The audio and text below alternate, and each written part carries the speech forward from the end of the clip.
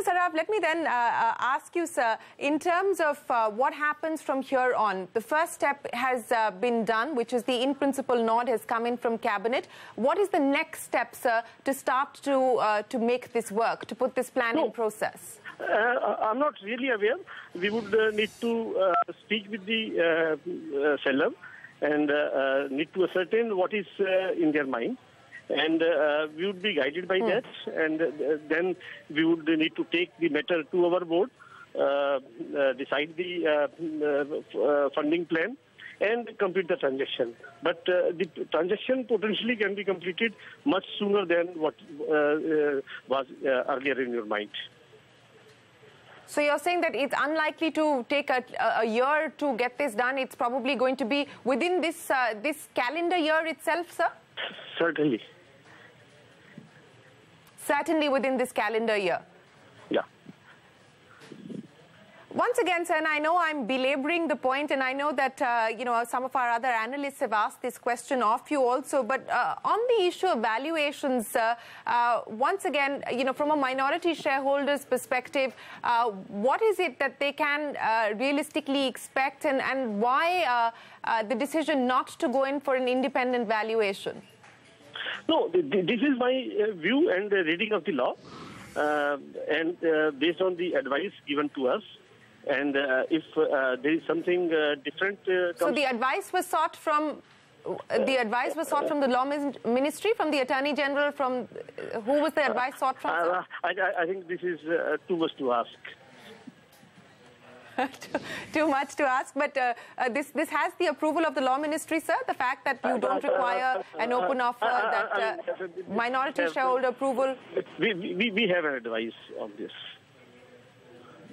You have an advice. Broadly, sir, again, if you can take us through the timeline by when you expect this matter to go to your board, because you said that, you know, more or less things are finalized or at least in place in order as far as your funding requirements are concerned. When do you propose to take this matter to your board, sir?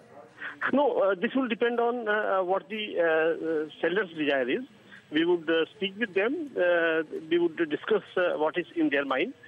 And depending on their response, we would take the matter to our board as soon as possible, possibly in the next board meeting after we get response from them. When is the next board meeting, sir? Next board meeting is even a couple of days later, also. Where we are okay, so it could be the board meeting that's coming up. No, I don't think that we would get clarity from the government within the next few days. And after that also we would need to do some of our homework. Okay, Mr. Saraf, I wanted to ask you, sir, will any kind of clearances, approvals be required, or because it is a stake transfer, you don't believe that there are any kind of approvals, further approvals that will be necessary, sir? We would require the approval of our board. The cabinet decision in principle has already been given, and I do not know what other approvals the seller would require, but they definitely will require the approval of our board. I believe no other further approval would be required. In terms of the integration process itself, Mr. Saraf, I mean, these are two very large entities. ONGC, of course, is a celebrated Maharatna. In terms of the cultural integration, in terms of the human resources integration, how much of a challenge do you believe that is going to be on the ground, sir? First of all, I don't see that culturally we and HPCL are substantially different. Both of us are PSUs. And even if we are culturally different to some extent, the two entities would remain separate, two separate companies. And we're not talking of merger. We are talking of only acquisition and retaining the corporate entity of the HPCL. Yeah. Will there be any changes at all, sir, as far as the HPCL board, etc., is concerned, or I don't think that there would be any major change in the HPCL board. Management, perhaps? No question at all.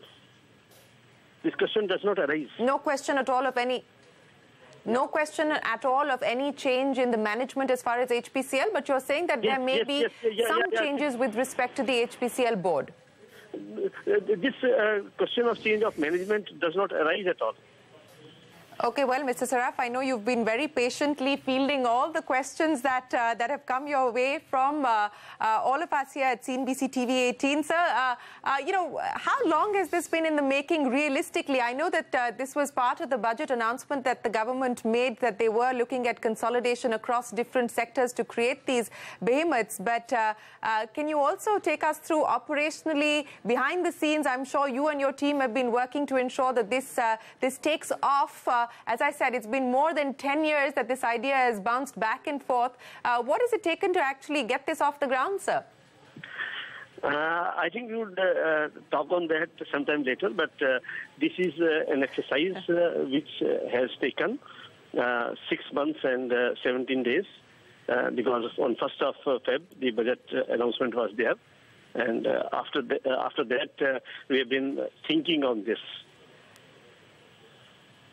So 6 months and 17 days. You've been counting those days, haven't you, Mr. Saraf? Not really. Okay. Well, we wish you the very best of luck, Mr. Saraf. Thanks so much for joining us here on CNBC TV 18 and taking all of our questions. Appreciate your time today, but I understand that you can only share with us limited details because of the constraints that you have.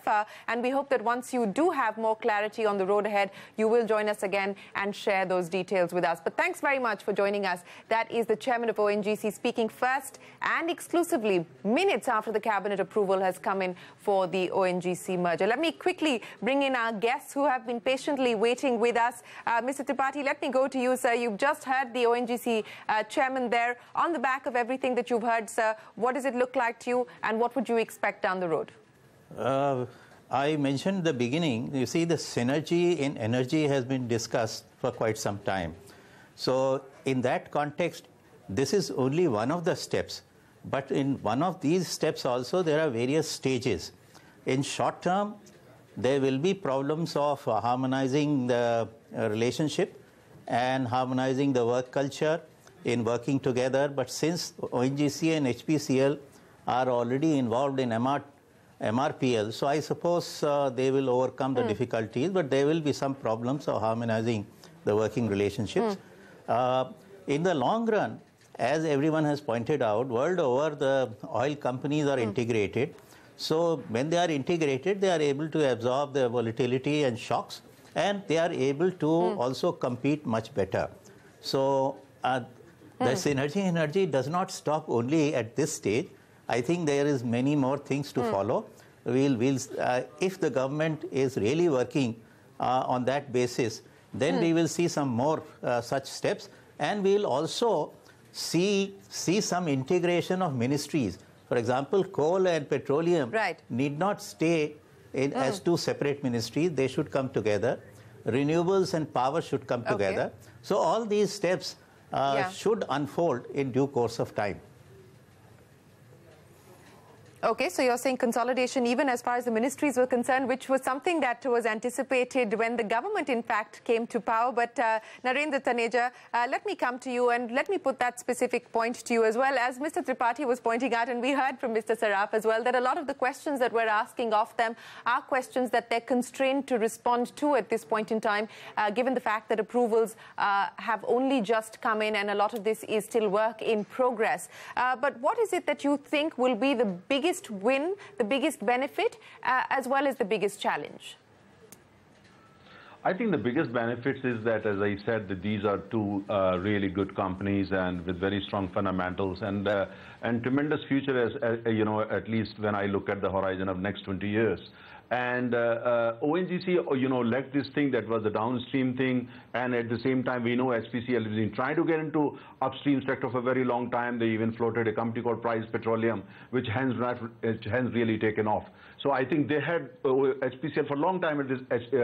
upstream ambition. And at the same time, with ONGC, they realize that if they have downstream together as part of the whole thing, then they probably have an edge when they go, particularly when they go overseas and compete. So I think it's a very good umbrella which the government has created. It's not merger. They will maintain their own identity. I don't see any kind of problem in terms of, in terms of culture, because these are all going to be, they're all going to have their separate bedrooms and separate kitchens. So no issue on that.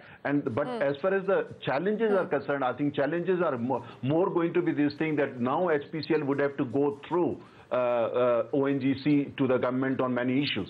Well, Sanjeev Bhasin, Prakash Devan, S.C. Tripathi and Narendra Taneja, appreciate you joining us here on CNBC TV 18 as we've tried to decode the big breaking story and the creation of an oil and gas behemoth.